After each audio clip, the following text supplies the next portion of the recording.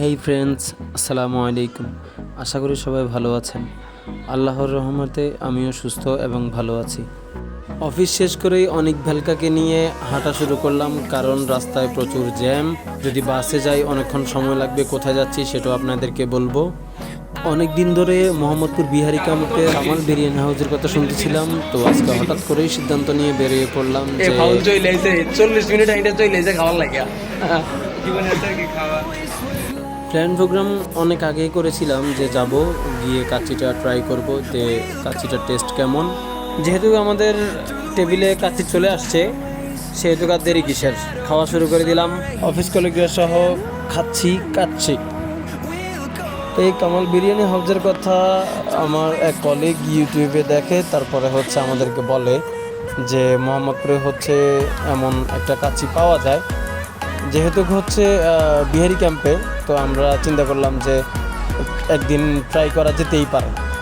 আর প্রাইসের দিক থেকে যদি বলি, প্রাইস কিন্তু যদি হিসাব করেন অত বেশিও না, আবার একদম যে কম তাও না।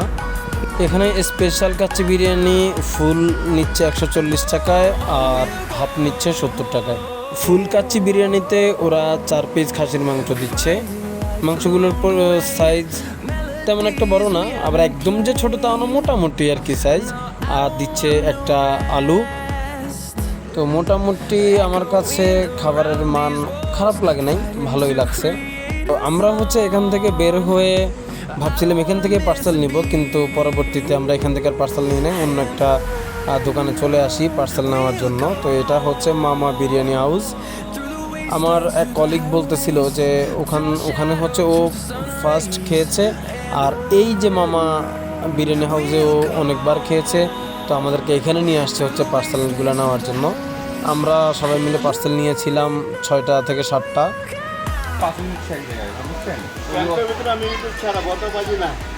এই রাইসটা কামাল বাবা যে বলেন সে দেবে না, 150 টাকা করে রাইস আনে। আমার রাইসটা সব আলাদা, আর আমার মানও আলাদা। আমি ইউটিউবে নাই, এক কথাই শেষ। ইউটিউবে শুধু কাস্টমার দিয়ে পাগল হয়। প্রাইসের দিক থেকে দুটোটাই সেম, কিন্তু আমার কলিগ বলার কারণে আমরা এখানে আসছি। তো এটা বাসায় নিয়ে টেস্ট করা হবে যে কীরকম কোয়ালিটি বা খাবারের স্বাদ। আপনার ফিলিংস কেমন বদ্দা? এইদিকে সবাই মামার পার্সেল প্যাকেজিং দেখতে ব্যস্ত। স্যার, কি দেখতেছেন আপনি?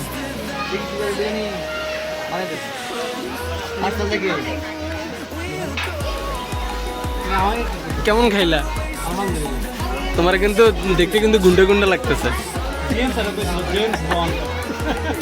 তো এই বিহারি ক্যাম্প। এর আগে আমার আসা হয়নি, এবারই ফার্স্ট আসলাম। আমরা এখন কোথায় আছি? বিহারি ক্যাম্প, মোহাম্মদপুর বিহারি এইদিকে মামা বলতেছিল যে আমার এখানে আবারও আসতে হবে, মানে ওনার খাবারের টেস্ট অনেক ভালো, তাই হয়তো আমাদেরকে আবার যেতে হবে খাওয়ার জন্য। এই লোকটি পুরো অসহায়ের মতো দাঁড়িয়েছিল, ব্যাগ আর আরেকজনের হেলমেট নিয়ে। খাওয়া দাওয়া শেষ, সোনার বাংলাদেশ। যে আমার হাতে পার্সেল নিয়ে বেরিয়ে পড়লাম বাসার উদ্দেশ্যে। এখান থেকে গিয়ে উঠতে হবে বাসে। এই যে বাসে উঠে পড়লাম, তারপর যাব কলাবাগান। কলাবাগানে অফিসে সাইকেল রাখা আছে, ওখান থেকে বের হয়ে সোজা বাসায়।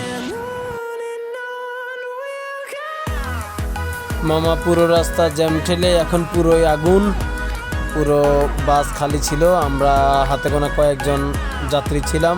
মামা তো পুরো পাংখা, সেই লেভেলের টানছে। তো বেলকাকে সাথে নিয়ে আজ এ পর্যন্তই। সবাই ভালো থাকবেন, আল্লাহ হাফেজ।